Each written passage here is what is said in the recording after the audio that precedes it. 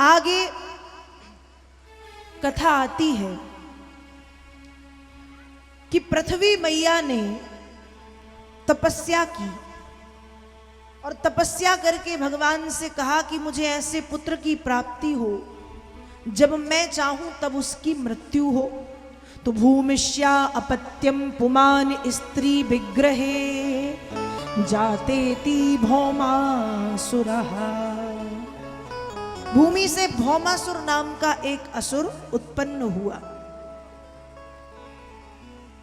असुर था, अत्याचारी था, अधर्मी था।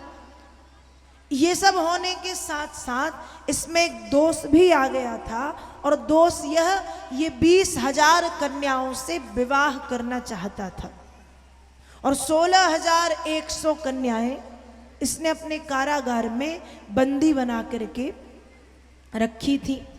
भगवान कृष्ण को जब यह बात पता चली, भौमासुर के नगर जिसका नाम था प्राग ज्योतिषपुर, भगवान कृष्ण मां सत्यभामा को लेकर के पहुंचे।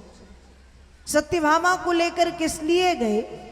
क्योंकि सत्यभामा ही पूर्व जन्म में पृथ्वी थी और इन्होंने ही भगवान से वरदान मांगा था। भगवान का और भौमासुर का भयंकर युद्ध हुआ। अंत में सत्यभामा के मुख से निकल पड़ा कि हे भगवान, आप इस दुष्ट का वध कर दें। सत्यभामा के कहते ही भगवान ने भौमासुर का वध किया। अब भगवान उन 16,100 कन्याओं के पास पहुंचे जो कारागार में बंदी बनी थी।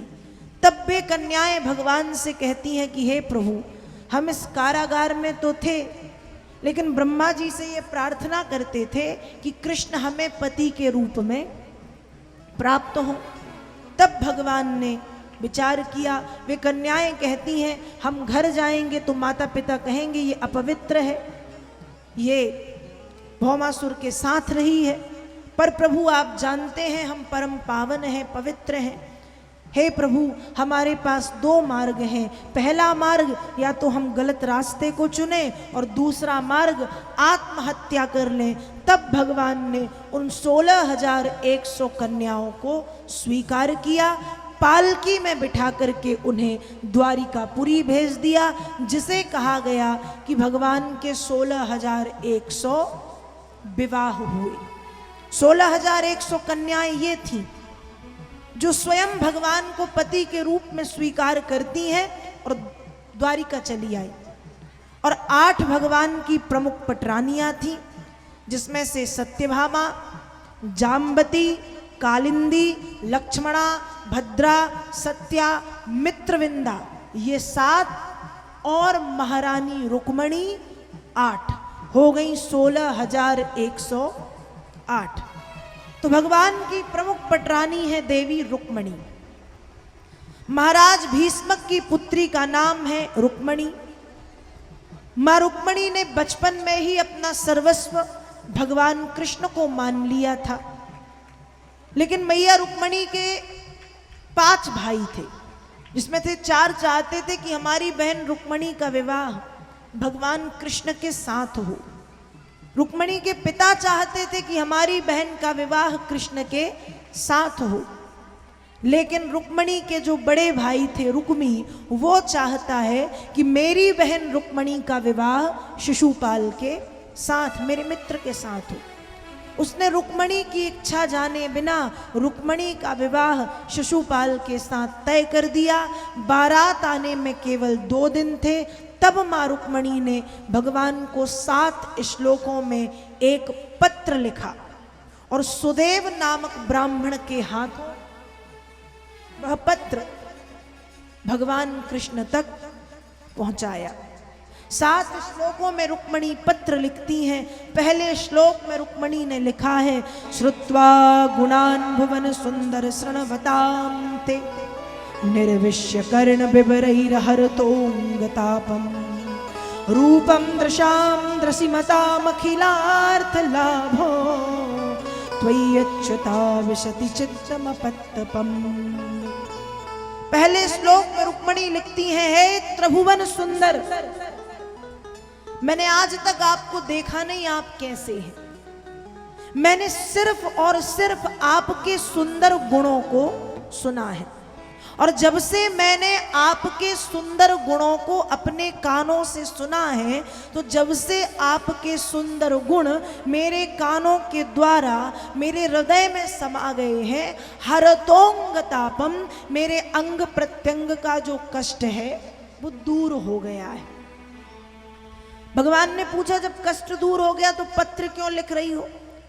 रुक्मणी उत्तर देती है कि हे नाथ, जब आपके गुणों को सुनने मात्र से मेरे कष्ट दूर हो गए हैं, जब मैं आपको देखूंगी तो मुझे परम लाभ की प्राप्ति होगी, इसलिए भगवान मैं आपको देखना चाहती हूं, दर्शन करना चाहती हूं। दूसरे श्लोक में रुक्मणी लिखती है कि हे भगवान, आप सोच रहे होंगे कि जब मैं रुक्मणी का हरण करूंगा तो रुक्मणी माँ और बहनों के बीच में पहरे के भीतर होंगी, सबके सामने से मुझे रुक्मणी का हरण करना होगा।